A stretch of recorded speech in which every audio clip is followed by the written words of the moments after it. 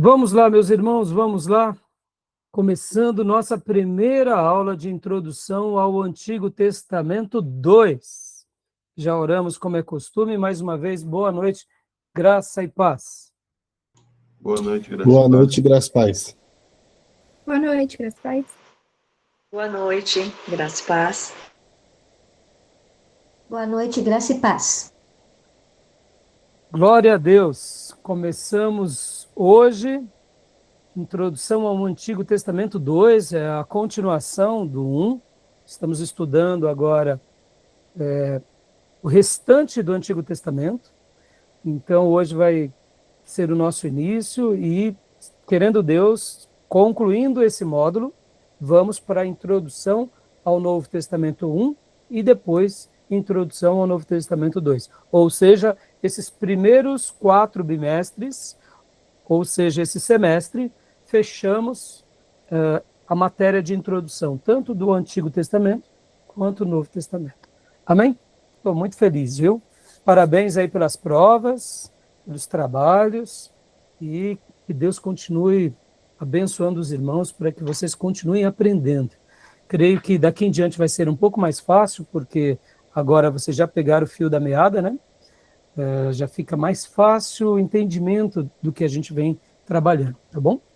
Então, meus irmãos, como é costume, nossas aulas são gravadas para que vocês possam reutilizar esse material depois, assistir novamente, ruminar nesses temas tão importantes.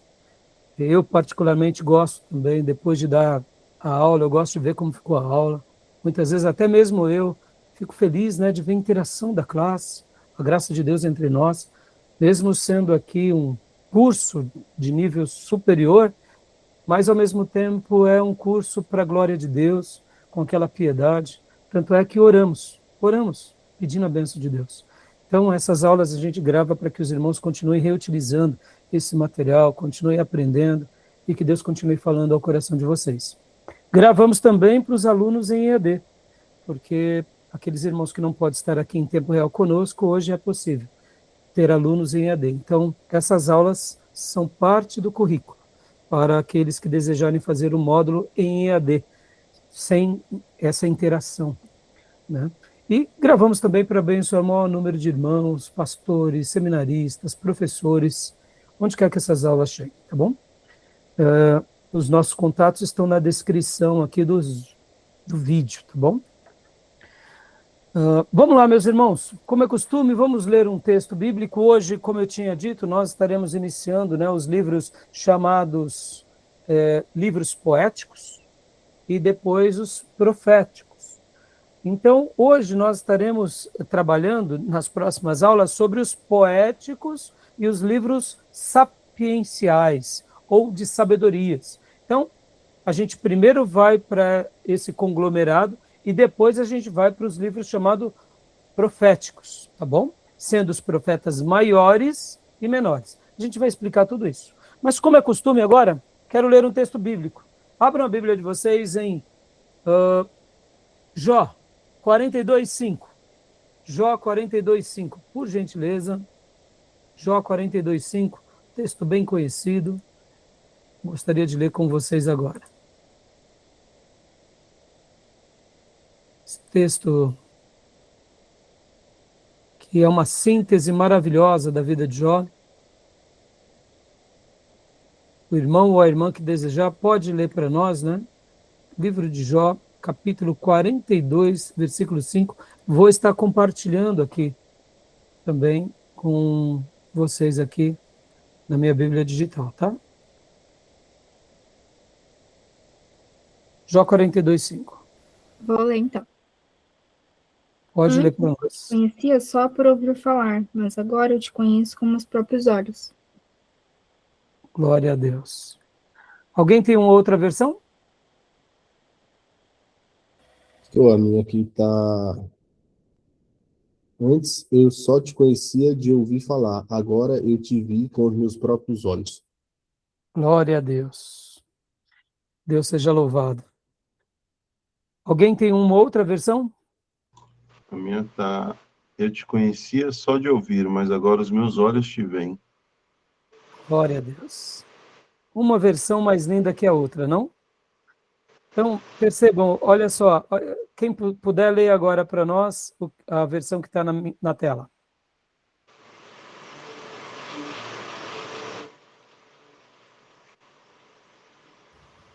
Com os Irmão, ouvidos, pode ir.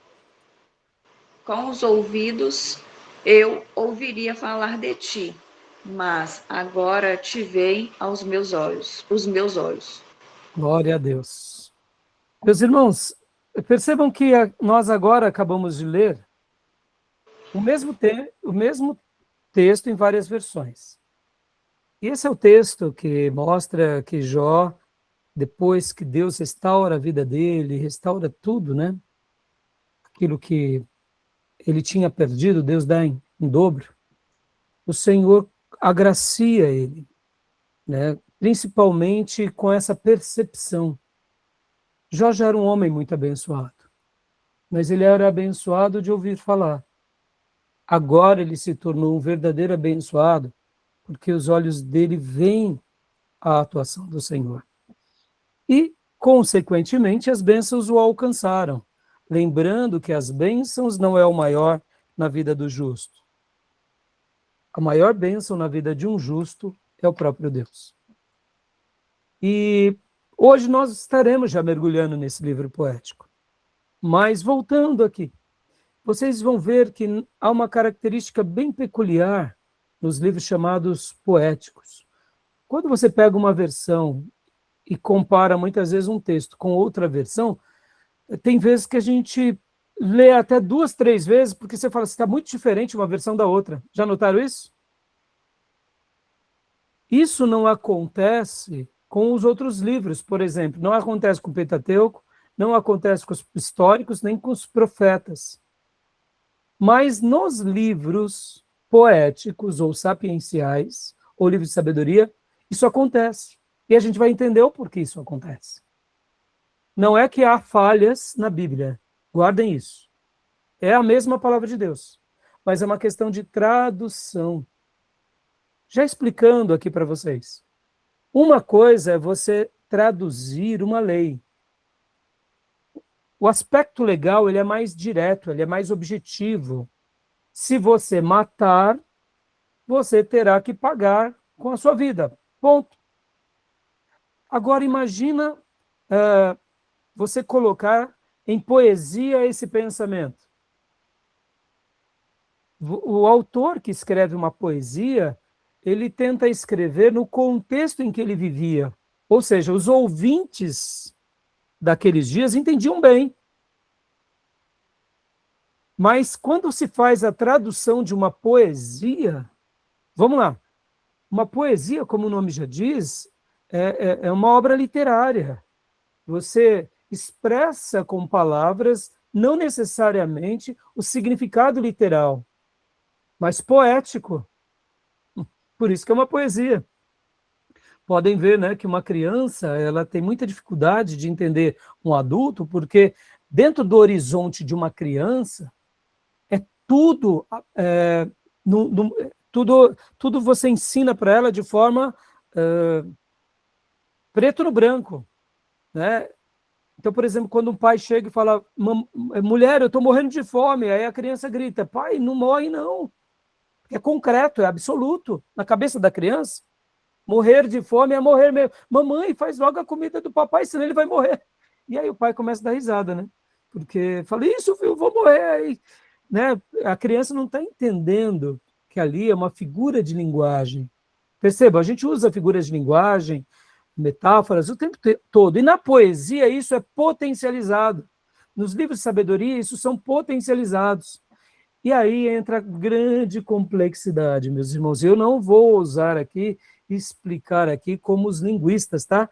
Porque eu não sou linguista, esse é a área que eu diria que eu menos tenho influência, né? Fui aprovado nessas matérias, mas reconheço a minha dificuldade e as minhas limitações. Quando se faz uma tradução de um texto poético ou sapiencial, é muito difícil, é muito difícil. Então, isso é uma tarefa para eles, tá bom? Por isso que quando a gente pegou agora, por exemplo, o Jó 42:5, em várias versões é a mesma coisa, mas com palavras totalmente diferentes. mas é a mesma coisa. Tá bom? Deu para entender essa introdução? Joia? Então, bora trabalhar, meus irmãos, bora trabalhar. Hoje a gente vai trabalhar bastante, né? Então, vai ser uma delícia, porque a gente vai trabalhar com bastante coisa. Então, vamos lá. Então, eu vou agora compartilhar aqui para vocês rapidamente o programa de aula. Bom, esse programa de aula nada mais é do que a continuação do anterior. Então, os objetivos são os mesmos. Eu já passei para vocês esse programa, né? Então, com essa matéria, a proposta nada mais é do que levar vocês ao panorama geral dos livros poéticos e de sabedoria, e também aos profetas do Antigo Testamento, entendendo ali os aspectos gerais, as características, a formação, a língua, temas principais, data, canonicidade, aspectos sociológicos, históricos e geográficos, tá bom? Então, a continuação do bloco anterior. Tá? Resumo do programa. A abordagem introdutória na matéria com relação entre o tempo e a cronologia do Antigo Testamento para a atual época e o estudo das divisões do Antigo Testamento, bem como a abordagem dos aspectos gerais de cada livro que pertence aos livros poéticos, de sabedoria e proféticos. Então, assim, é isso que nós iremos trabalhar. Tudo bem? Alguma dúvida até aí? Alguma pergunta?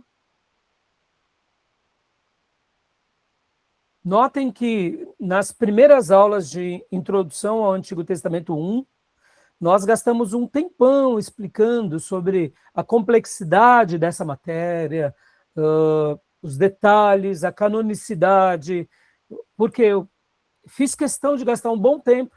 Então, se um irmão estiver aqui acompanhando conosco agora esse material de Introdução ao Antigo Testamento 2, eu recomendo que você assista as primeiras 3 aulas de Introdução ao Antigo Testamento 1, para se familiarizar em todo aquele pano de fundo, para a gente aqui ganhar tempo e aproveitar esse material agora, já dentro da temática, tá bom? Mas os irmãos que já fizeram o Antigo Testamento 1, não tem dúvida nenhuma daquilo, ou querem fazer alguma pergunta? Sobre a questão de canonicidade, a complexidade da matéria de introdução ao Antigo Testamento.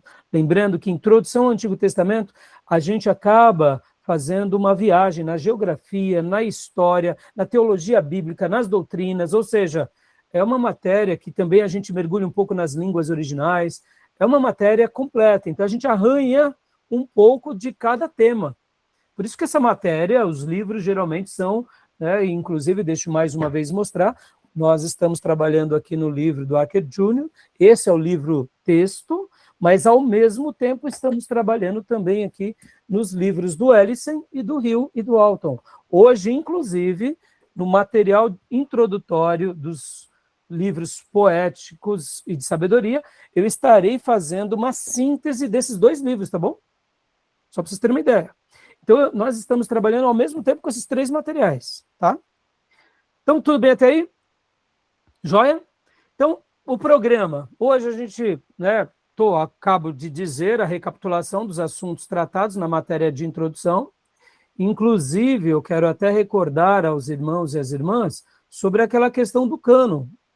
Lembram que nós já falamos sobre isso? O cânon do Antigo Testamento, lembra?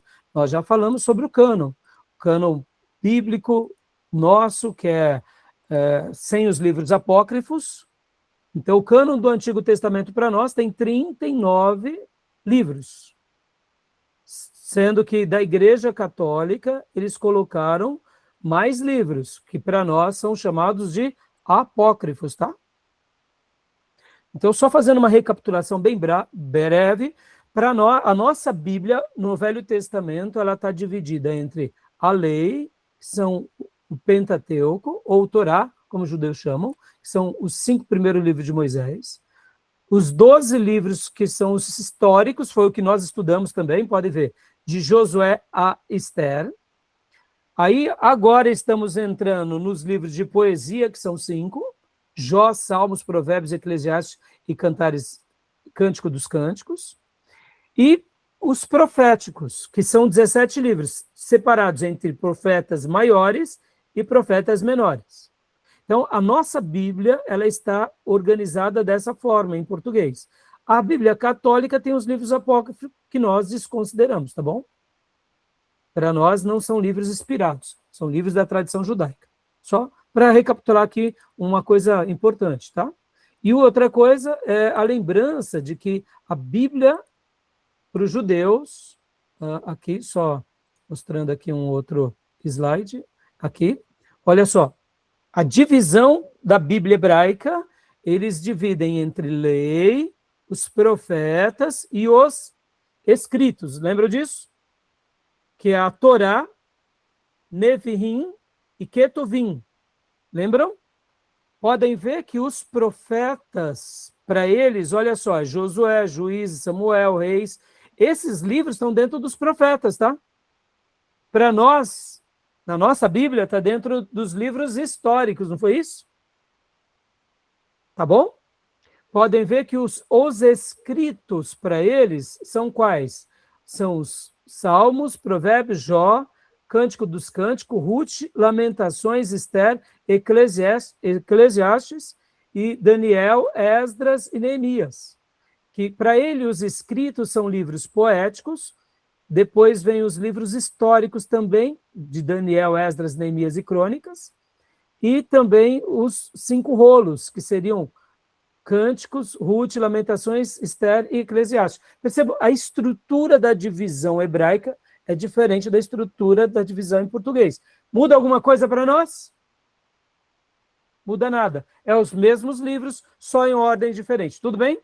Estou fazendo uma breve recapitulação e quem está assistindo esse módulo em EAD, fica a minha recomendação de assistir as 3 primeiras aulas de Introdução ao Antigo Testamento 1.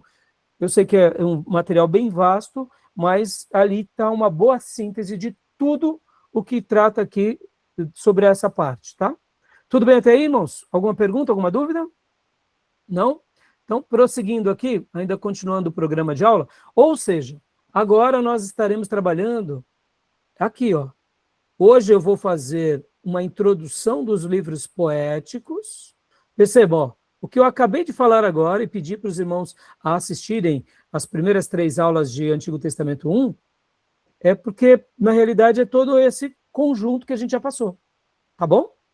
Agora, hoje, nós estaremos falando sobre introdução aos livros poéticos e introdução aos livros de sabedoria, e, se tudo correr bem, já começamos Jó. E, se der tempo, vamos para Salmos. Não sei se vai dar tempo, porque é muita informação e eu quero ir conforme o rendimento da classe, sem pressa. Tá bom, meus irmãos? Podem ver, cada turma é de uma forma. É aquilo lá, a aula é viva.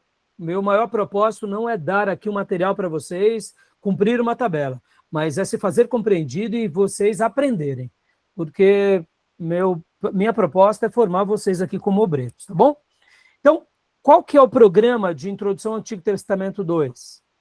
É o livro de Jó, Salmos, Provérbios, Eclesiastes, Cantares de Salomão, e depois depois de concluir esse primeiro bloco, a gente vai para um outro bloco, que é a introdução dos livros proféticos, sendo os profetas chamados maiores, e aí vocês entenderão porque é chamado de profetas maiores, e depois a gente vai para os profetas chamados menores, e assim fechamos o Velho Testamento.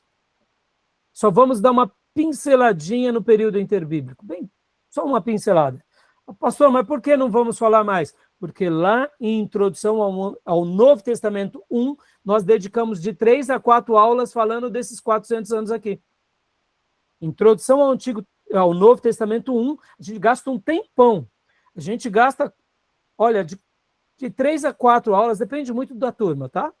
E aí depois que a gente vai para Mateus, para vocês terem uma ideia. Então, Introdução ao Novo Testamento 1, a gente fala do período interbíblico e dos evangelhos.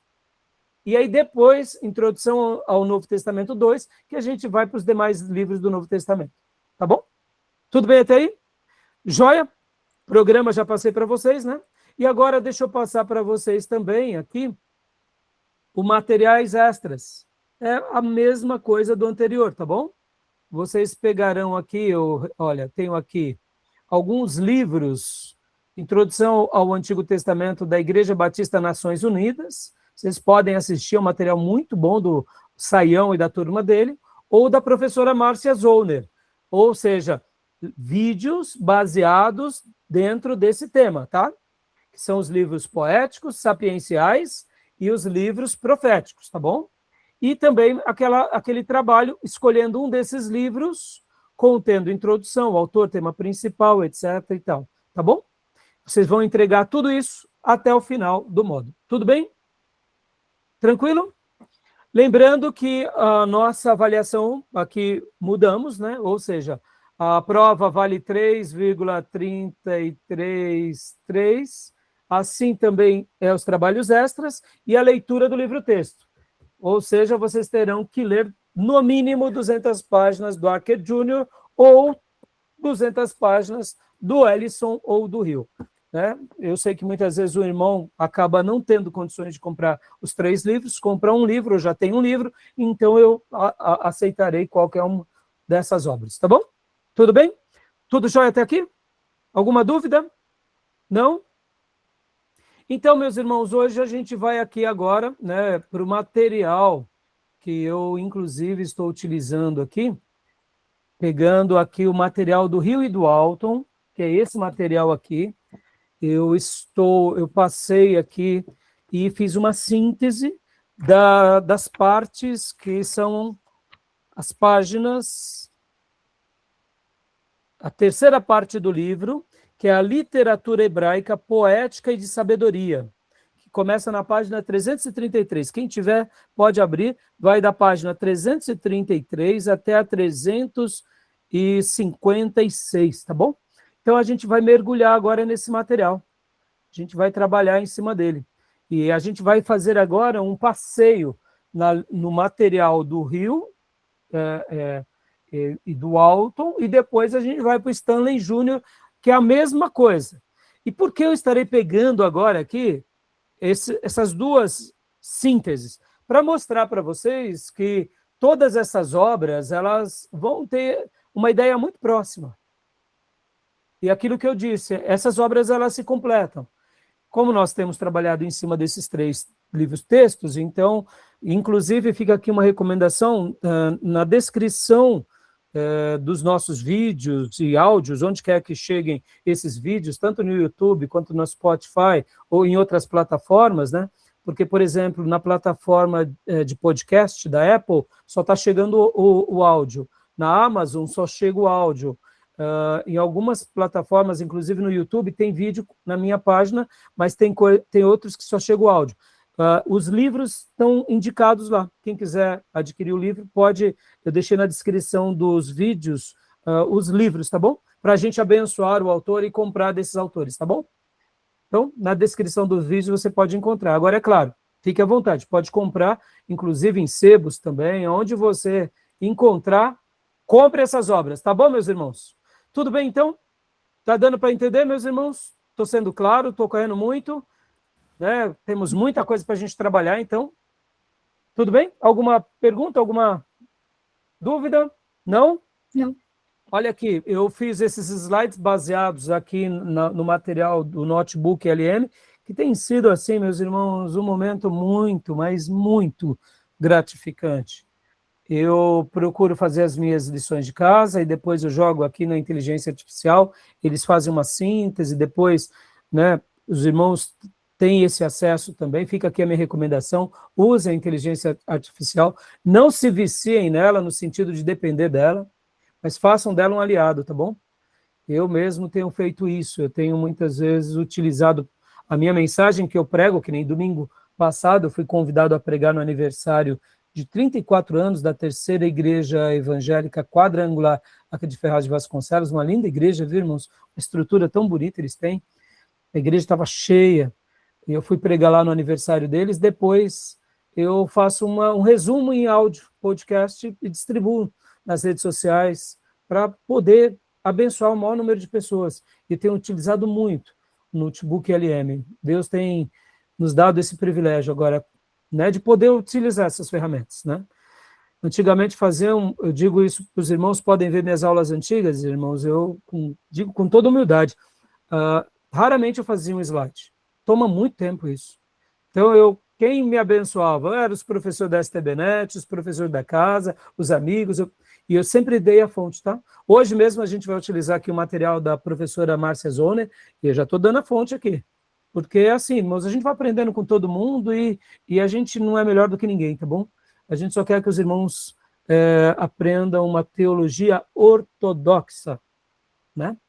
O que é ortodoxia, irmãos? O que é ortodoxia? Vamos lá, fazer uma pergunta aqui. Nosso seminário, eu espero que seja sempre ortodoxo e espero que, né, assim seja conhecido. O que é uma doutrina ortodoxa? Que está de acordo com a palavra? Que está de acordo com a palavra, mas o que mais? Quando a gente fala assim, né, somos ortodoxos. É um termo um pouco pesado até, né, mas o que isso quer dizer? Fala sobre a autoridade da palavra de Deus, né? Também. É aqueles que conservam, né, a palavra de Deus, que tenha ela com autoridade e tal. Mas o que mais? O que é ortodoxia, irmãos? Pastor, ortodoxia vem daquela ideia de seguir fielmente uma ideia. No caso, fielmente a teologia cristã que está na Bíblia. Isso. Mas o que mais? Certinho. Palavra ortodoxia. Tem os neo-ortodoxos, né? Também. Isso, ó. Eu vou compartilhar aqui com vocês, ó. Ortodoxia, significado etimológico. A palavra ortodoxia tem origem no grego ortodoxos, formado pela união de ortos, reto, correto, verdadeiro, e doxa, opinião, crença e doutrina. Literalmente significa aquele que tem a opinião certa ou crença correta, referindo-se à aderência estrita às doutrinas estabelecidas, ou seja, é reto na doutrina, ou correto na doutrina, ou verdadeiro na doutrina. Tá bom? Ortodoxia é isso. Nós seguimos uma doutrina. Que doutrina, meus irmãos? A Bíblia. Ponto final. Ela é a palavra de Deus, inerrante, infalível, insubstituível. E ela não é a Bíblia de ontem, nem do amanhã. Ela é eterna, que nem diz Hernandes Dias Lopes. Ela veio de Deus e devemos guardá-la e praticá-la. Ou seja, o que é uma igreja ortodoxa? Ela segue a Bíblia. A reta doutrina. O nosso seminário tem como base nisso, tá bom? Seguir a reta doutrina e uma tradição boa, seja ela histórica, seja ela reformada, seja ela puritana, não tem problema, desde que seja algo que enobreça a palavra de Deus, tá bom? Então, voltando aqui para o nosso slide, né? Então, o Hill e o Walton, a gente vai agora trabalhar nesse material. Podem ver que aqui o próprio, quando eu dou as fontes para ser criados, eu coloco lá a página, eu coloco lá um material e quero que os alunos comprem essas obras, tá, meus irmãos? Vocês já compraram, mas comprem porque, irmãos, olha, eu tenho, né, quer dizer, tenho. Um abençoado pegou meu livrinho anterior, tá? Eu tive que comprar esse daqui. Mas, assim, eu tinha uma versão anterior desse, está com algum abençoado. Que eu vou, como eu brinco, né? Eu gosto de orar para que Deus queime a mão dele quando ele pegar no livro. Falar, ai, tem que devolver para o pastor Rai. Não é uma queimadura muito grande, não. Não é uma queimadura que leva para o hospital, não. É aquela queimadura que tira o sono só, sabe? O camarada devolver meus livros, porque meus livros é ferramenta de trabalho. E eu abençoo, e o que eu tenho de livro espalhado, irmãos? Então, né? É uma coisa, livro é importante para nós. Eu gosto de anotar, né, irmãos? Por que eu não dispenso as velhas edições? Porque eu anoto, né? E muitas vezes é uma observação antiga que pode te vir à tona agora, né? Pode ser útil para mim ou para vocês, né? Então, vamos lá. A síntese baseada no Hill e no Walton, aqui a introdução, como eu mencionei para vocês, dos livros poéticos, tá bom, meus irmãos? Então, quem tiver essa obra, É a literatura hebraica poética e de sabedoria. É um resumo do que a gente vai tratar agora entre poesia e sabedoria. O que o Wilton e o Alton nos ensinam. Vamos ler. Então, aqui, para vocês terem uma ideia, só para vocês verem, a gente pega todo o Velho Testamento. Ó. A poesia está onde, pastor? Ela está em toda a Bíblia, meus irmãos. Vocês vão ver que vão ter histórias mais antigas do que a gente pensa. Então, qual é o período que abrange as poesias ou os livros de sabedoria? É todo o Velho Testamento. Em algum momento, eles fazem tem mais produção, mas isso não significa que não tinha em outros momentos. Por exemplo, nós temos Salmos de Salomão, Salmos de Moisés. O livro de Jó, vocês aprenderão que possivelmente está aqui, ó.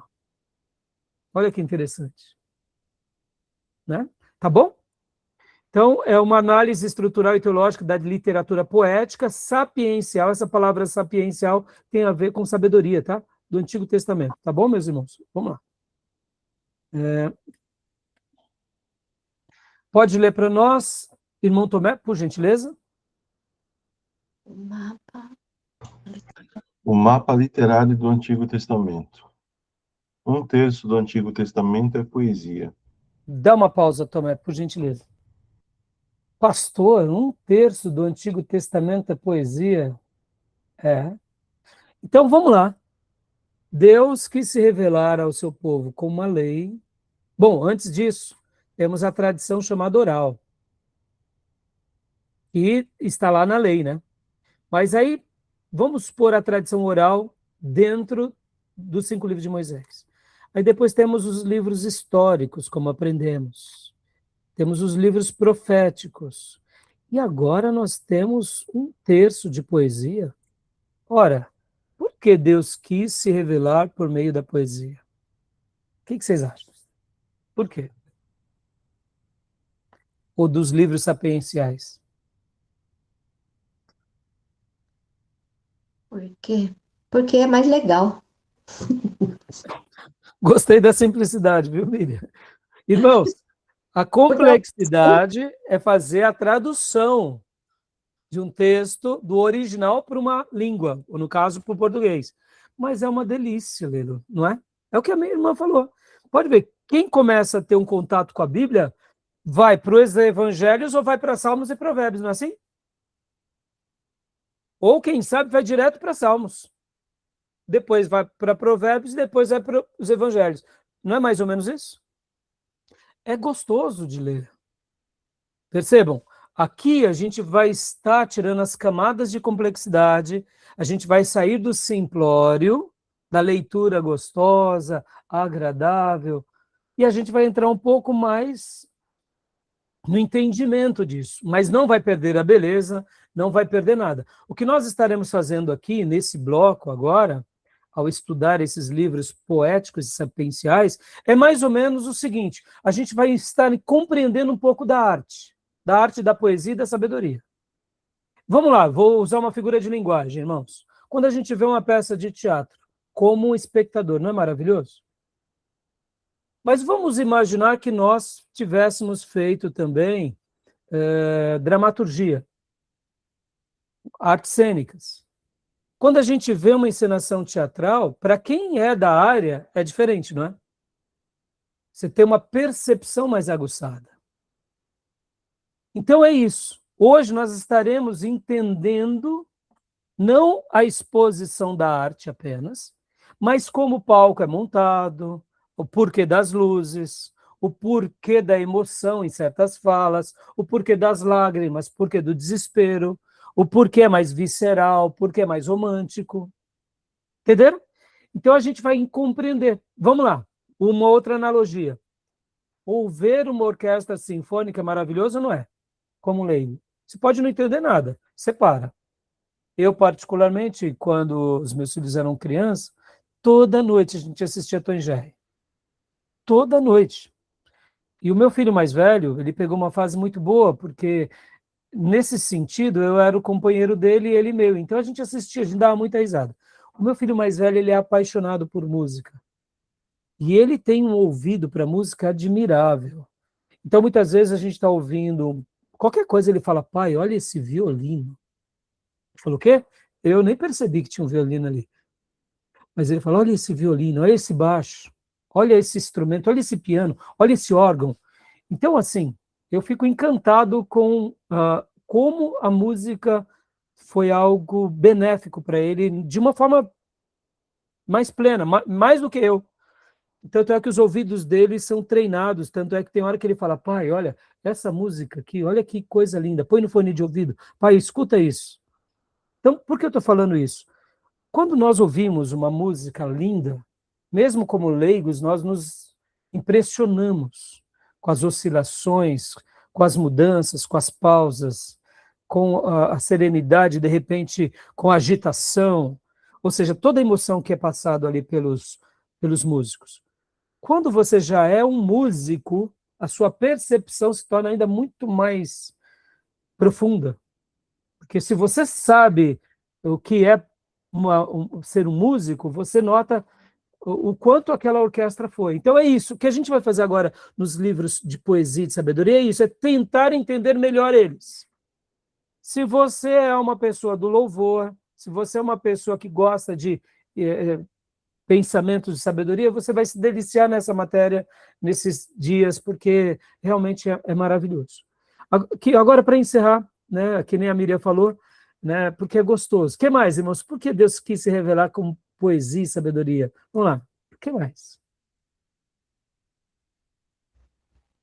Pode chutar, meus irmãos. Vocês estão aprendendo aqui, Eu viu? acho que é porque é uma coisa fácil de lembrar, né, pastor? Acho que lei ninguém lembra muito qual é o primeiro, segundo, terceiro, quarto, quinto. Agora, Salmos 3, quase todo mundo sabe. Até quem não é crente. Boa. A lembrança. Podem ver, meus irmãos, quem vai tendo problema mental, neurológico, não esquece música. E, aliás, as músicas são meios de aprendizagens. O que mais, irmãos? O que mais? Por que Deus se revelou por meio de poesia, por meio de livros sapienciais? Por quê? Vamos lá. O que mais? Pode chutar, meu. Agora é a hora do chute, viu? Não tem problema. Então vamos Não lá. pode chutar muito na prova. E aí... No caso, é mais fácil de se entender, né? E a poesia, no caso, a gente tende a querer ver mais, ler mais. A meu entender, assim, né? Dá aquela vontade de continuar lendo para ver como que vai se desfazer aquela coisa, né? Que está escrito. Vou traduzir as suas palavras, irmã. A poesia fala ao coração. E por falar ao coração, mexe nas nossas emoções. E por mexer nas nossas emoções, isso nos enriquece. Eu vou traduzir agora, tá? Vou traduzir. A arte veio de Deus. O belo veio de Deus. E Deus esbanjou a sua revelação bela e sábia por meio da poesia, por meio dos livros sapienciais, para mostrar o seguinte, que o belo não é do diabo, tá? A gente tem essa ideia, né? Que o que é belo é do capeta. Não, o belo é de Deus. O capeta pega emprestado com os gadarenos. Tá bom? O capeta pega emprestado que Deus criou. Pode ver que a natureza é bela, a criação é bela. Ou seja, a revelação de Deus, ela também é esplêndida, ela é bela, ela é artística. Deus é artístico. E um coração artístico só aflora quando a gente consegue ter tranquilidade. Pode ver, meus irmãos, por que a arte na vida é importante? É simples. Porque com a arte a gente personifica aquele momento de glória nosso. Enquanto a gente está em guerras ou sobrevivendo, a gente não tem tempo para arte, nem para poesia, nem para música.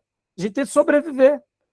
Mas depois que a gente realmente consegue conquistas, êxito, a gente consegue ver beleza em quadros, a gente consegue ouvir beleza numa poesia, numa frase, numa máxima, num poema, numa música, nas variações da criação, ou seja, a poesia faz parte desse conglomerado da revelação de Deus, porque Deus deseja se revelar para nós de uma forma artística também. E ele usou esse meio para perpetuar a sua palavra. E pode ver que as liturgias do Velho Testamento, mesmo no tabernáculo e depois do templo, eram repletas de beleza, de graça. E toda essa liturgia enriquece-nos. Irmãos, sem a poesia, a vida fica muito monótona, muito preto no branco. A gente precisa de poesia, a gente precisa de romantismo, a gente precisa de lágrima, a gente precisa de choro, a gente precisa de emoção. Essa ideia de que o servo de Deus não pode ter emoção é mentira, meus irmãos. Né? Eu poderia dizer que Deus, ele é perfeito, é óbvio, mas ele, na minha ideia, ele é passional, ou seja, ele tem sentimentos perfeitos. E esses sentimentos perfeitos ele deixou impresso aqui, por meio dos seus servos, que entenderam bem esse lado. Tá bom? Tudo bem? Alguma pergunta, alguma dúvida? Posso fazer um comentário? Como? Posso fazer um comentário? Claro, filha. Teve um artigo que eu li recentemente falando sobre as orquestras no Brasil, né? Uma das descobertas que eles fizeram é que antigamente as orquestras eram católicas, né? Tanto que tinha padres que eram arquitetos, compositores, e atualmente as orquestras, 80% praticamente de igrejas evangélicas, de diversas denominações. Nós, como protestantes, filhas, gostamos muito de explorar essa questão artística. E tá certo, viu, irmão? O problema é quando a arte vira tudo para nós. Aí estamos trocando os propósitos. Mas a expressão artística é muito importante. Pode ver que numa liturgia, isso é uma expressão artística. Aliás, irmãos, guardem isso, irmãos. Rituais devem ser desenvolvidos, conservados e aprimorados. Pode ver, meus irmãos, quando vamos à igreja, o culto não começa lá no horário.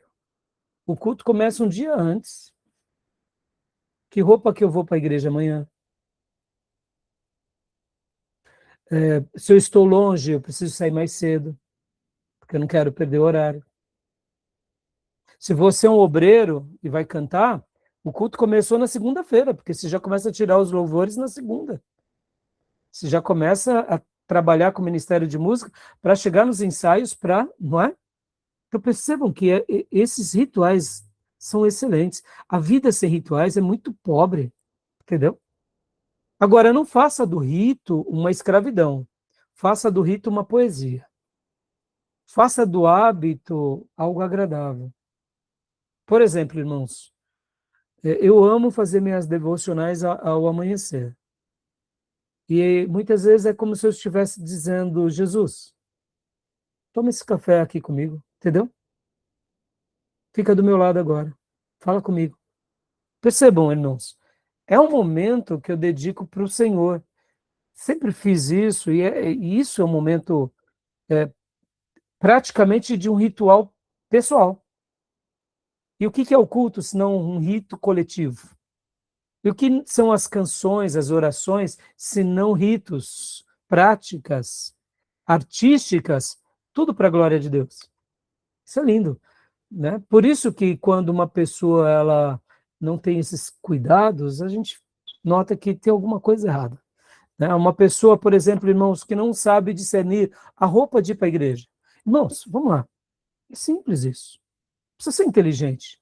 Tem roupa que é a de passeio, tem roupa que é de ir na praia, a piscina, tem a roupa que é de academia, tem a roupa que é de um casamento, e tem a roupa que é para adorar a Deus.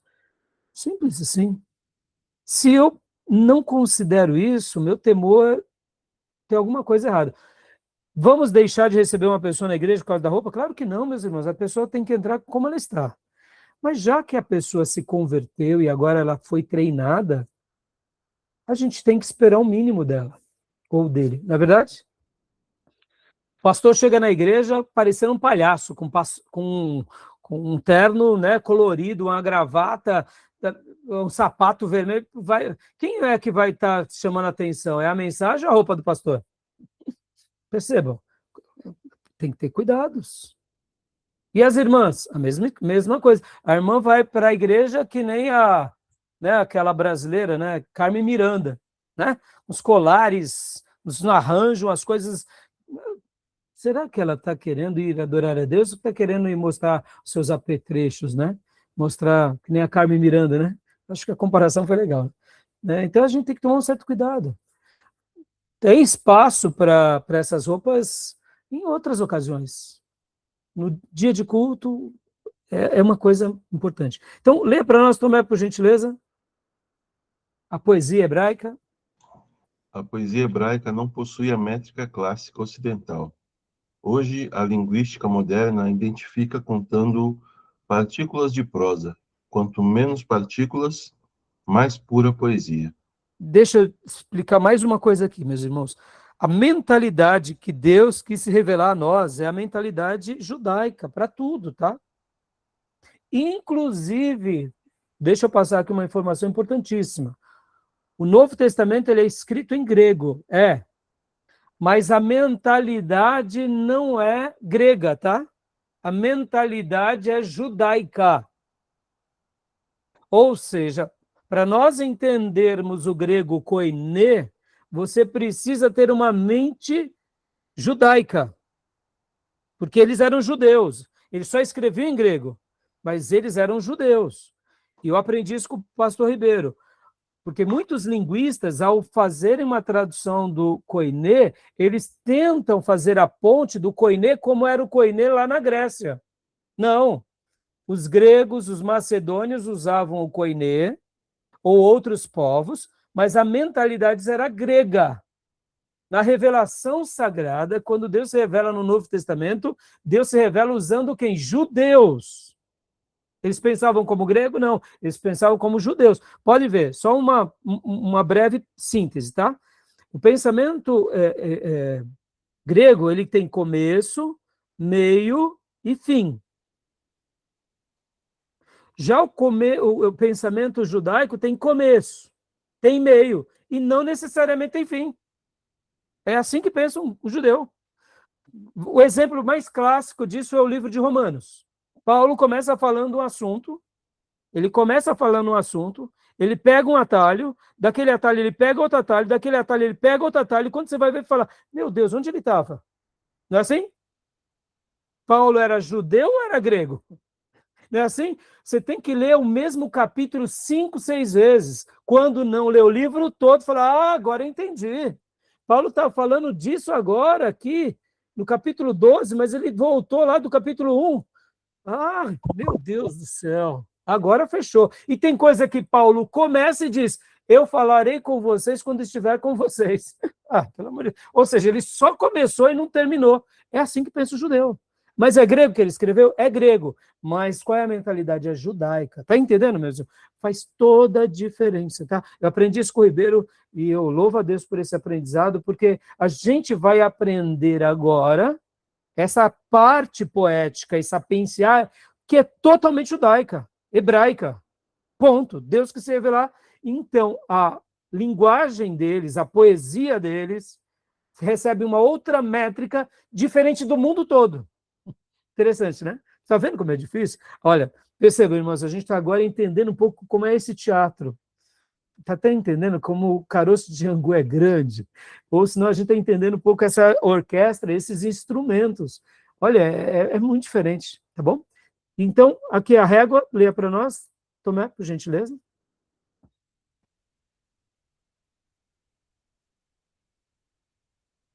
Régua de densidade de prosa. De 0 a 5%, poesia pura. Salmos, provérbios, lamentações, cânticos, maior parte de Jó. De 5 a 15%, prosa oracular. Livros proféticos, Isaías, do 40 ao 66, Naum, Oséias, e 15% prosa narrativa. Gênesis, Êxodo, Juízes e históricos.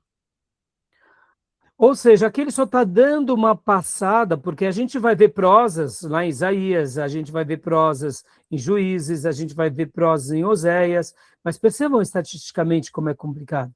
Tá vendo? Próximo aqui. Vamos lá. Continua para a gente, Tomé, por gentileza. A herança compartilhada. Egito, a tradição didática e de louvor. Paralelos diretos. O hino de Atom compartilha a estrutura com o Salmo 104, Navios e Leviatã. Os ensinamentos de Amenemop refletem Provérbios 22.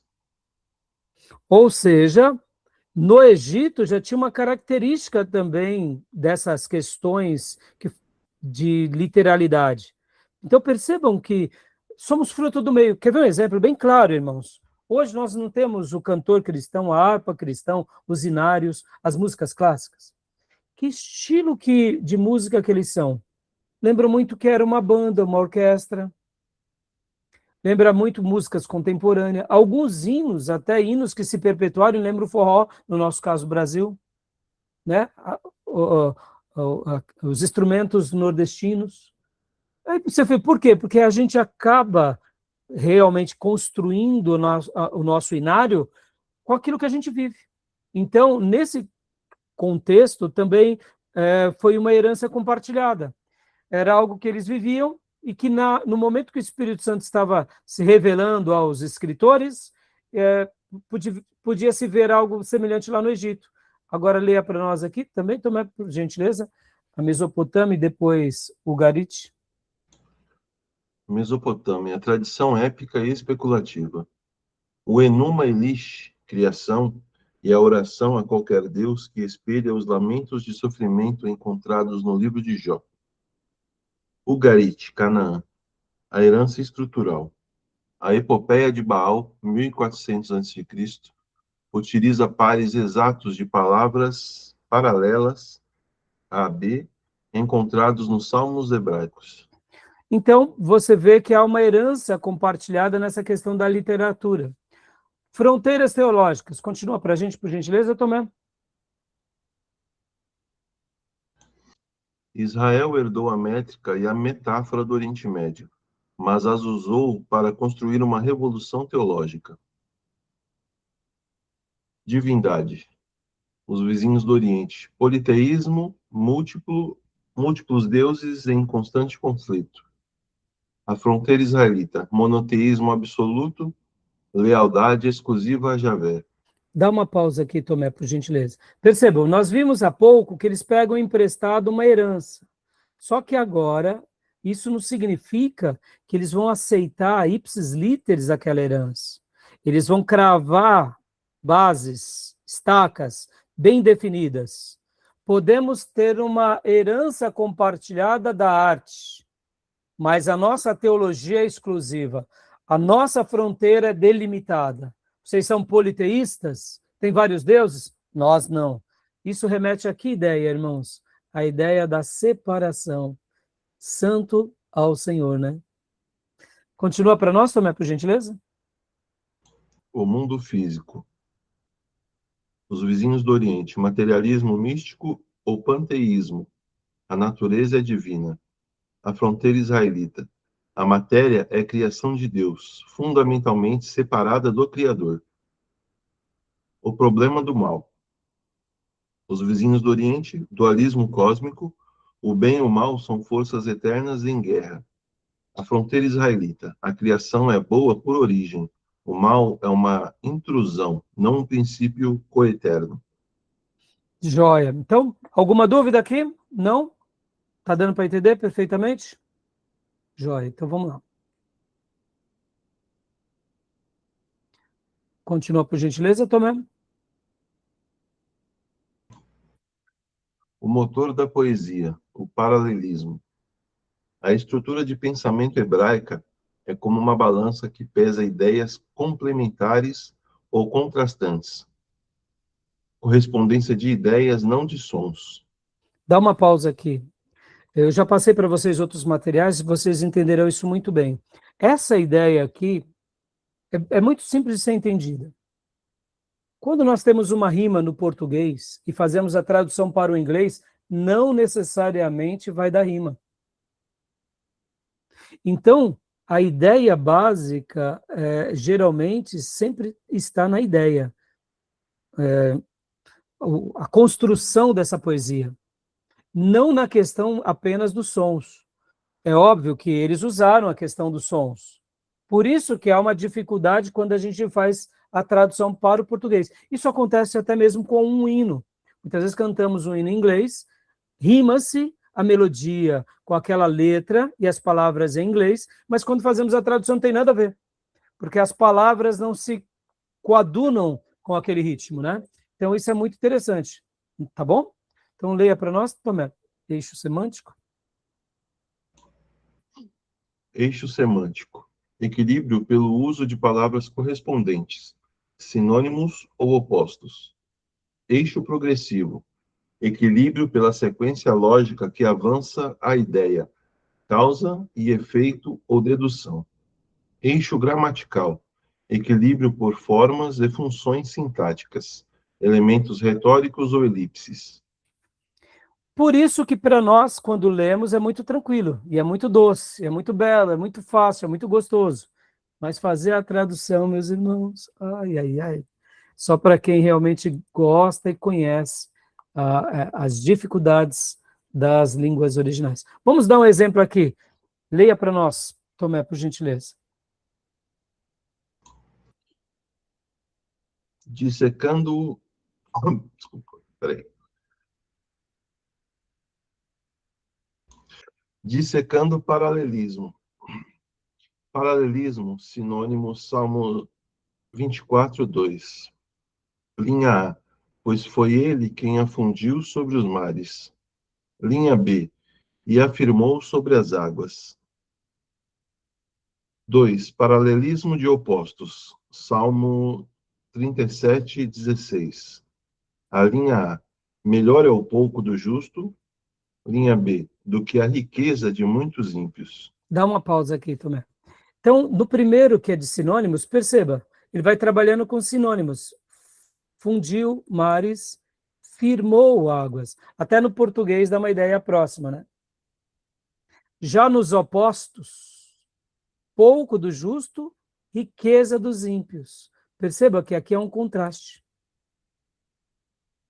Então, há esse paralelismo, tanto de sinônimos quanto de opostos. A gente vai ver, isso não tem nenhum problema, mas é interessante quando a gente começa a compreender a complexidade. E o último, Tomé, por gentileza. Paralelismo progressivo, Salmos 37, 4. Linha A, deleite-se no Senhor, causa. Linha B, e ele atenderá aos desejos do seu coração, efeito. Ou seja, olhe uma causa para um efeito, e sempre da forma correta. Se deleite em Deus, tenha contentamento em Deus, e em algum momento Deus agirá na sua vida. Deus não precisa agir na sua vida para você se alegrar nele. Isso pode acontecer? Pode. Deus pode fazer? É. Mas qual é a recomendação poética? Tenha satisfação no seu Deus. Tenha contentamento nele. Agrade a ele pelo que ele fez na sua vida e seja grato. Ou seja, tenha uma vida satisfeita nele. Porque isso é deleitar-se, né? E aí, naturalmente, o Senhor realizará. Não o nosso desejo, quem sabe, mas sempre o melhor de Deus para nós. E a gente vai entender, porque quando ele faz o melhor dele para nós, sempre será o melhor. O nosso melhor pode ser egoísta, não é verdade? Pode ver quantas vezes a gente erra, e Jesus nos ensinou isso nos evangelhos, dizendo que muitas orações não são ouvidas, porque são egoístas. Então, em algum momento da caminhada, quando a gente entender a se deleitar no Senhor, ou seja, a agradá-lo, pode ver que algumas versões vai colocar assim, agrada-te do Senhor, ou agrada-se do Senhor, dando uma ideia até dupla.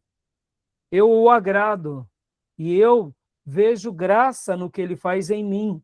Logo, ele vai atender aquilo que realmente eu preciso, né? Ou seja, uma causa e um efeito. Percebam esse paralelismo, tá bom? Isso vai ter o tempo todo.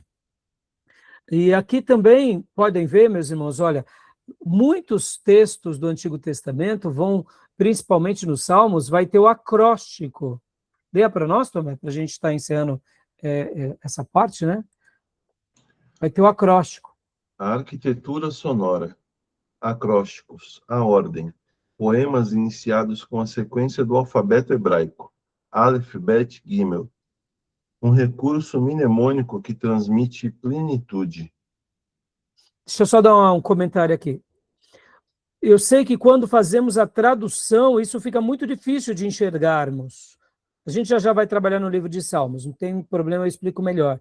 Mas o que é o acróstico, irmãos? É que nem o nome das irmãs, por exemplo, Beatriz, coloca aqui o B, o E, o A, e aí escreve, né, por exemplo, bondade de Deus, ou seja, começa com B.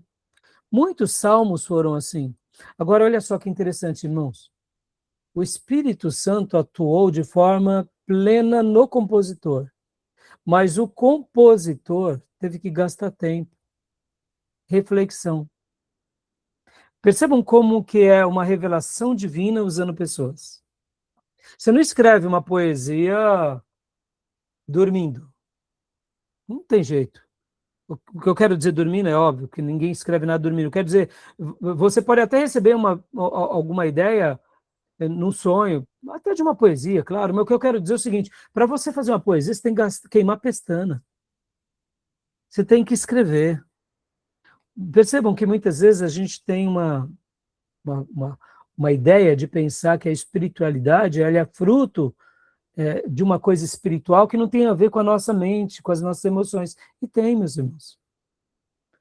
Né? Essa ideia de que eu vou ouvir algo de Deus e que não vou precisar ter o trabalho. Percebam, Deus muitas vezes ele vai nos conduzindo por meio da nossa vida, para revelar a sua vontade, a sua palavra. Em alguns momentos ele pode fazer como fez com os profetas, se revelar, como foi para Elias, Eliseu, e falar, faça isso. Mas em alguns outros momentos pode ser fruto de uma devoção, de um carinho, de um amor. Só um dado, irmãos.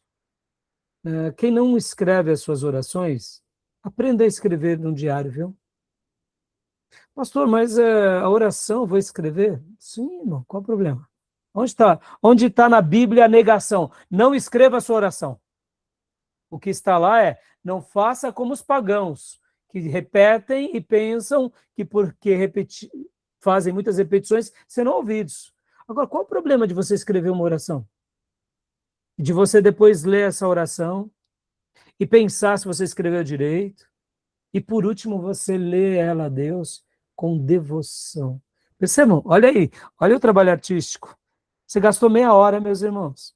Aí talvez você fale, pastor, mas essa oração não valeu, porque foi 2 minutos. Meus irmãos, você ficou meia hora diante de Deus em contemplação, prescutando o seu coração.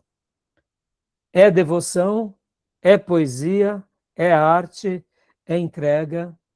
E eu vou dizer, muitas vezes a gente está escrevendo oração, a gente vê ali, meu Deus, como eu estou sendo egoísta. Ó.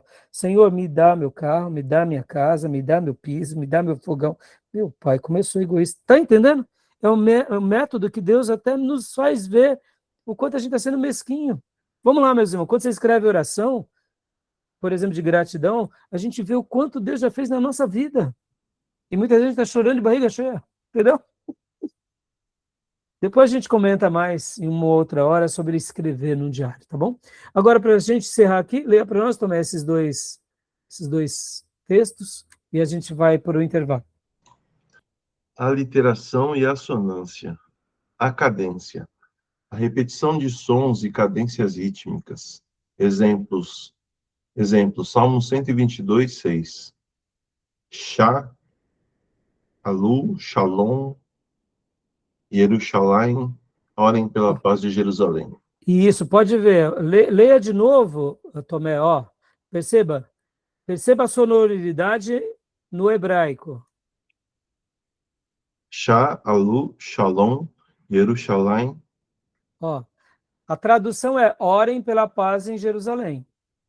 Mas olha como é lindo a composição e a dicção e essa aliteração e essa cadência.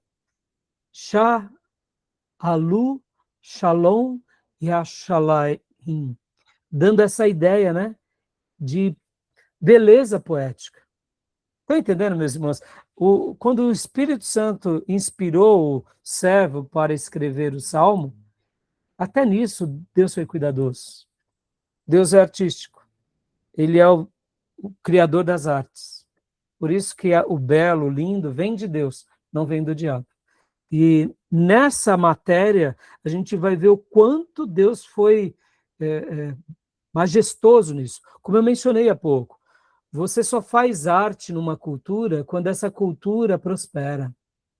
Você só faz arte numa cultura quando essa cultura realmente tem ali um nível de humanidade, de desenvolvimento e de tecnologia acima dos demais.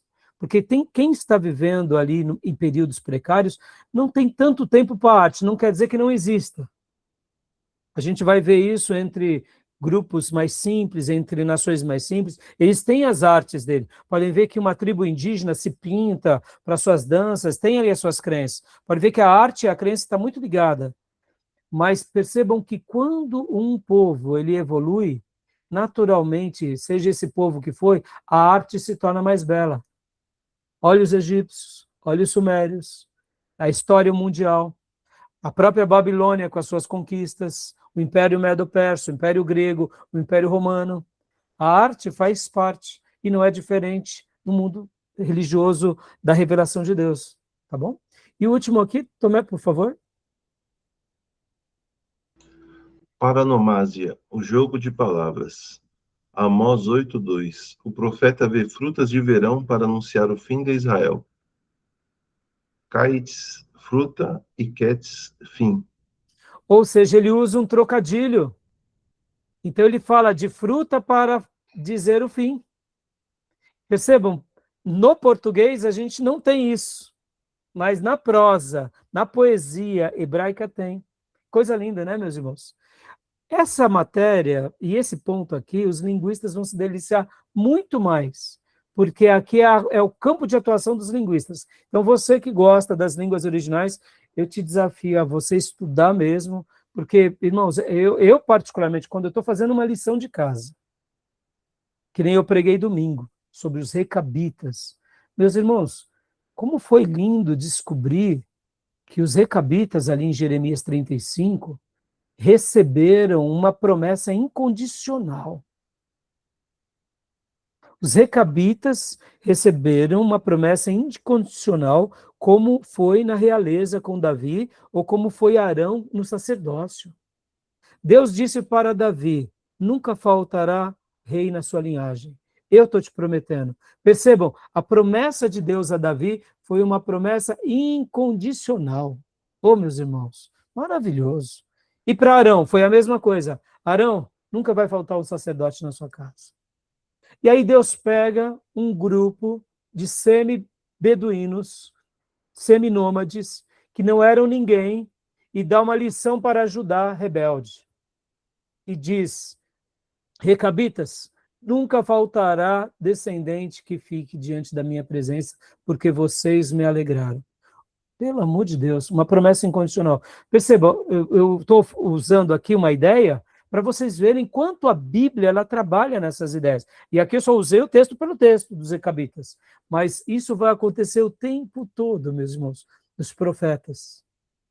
Por exemplo, Jeremias vai falar muito sobre amendoeira, porque a palavra amendoeira no português não diz nada, mas no original tem um outro significado. Então a gente vai ver isso o tempo todo nas poesias, tá bom? Tudo bem? Então, tá dando para entender? Joia? Podemos parar aqui para o intervalo? Tranquilo. Então, fechou. Então, vamos dar uma pausa. Alguma pergunta, alguma dúvida? Não? Então, vamos dar a pausa para o intervalo. Nós voltamos em instantes, tá bom?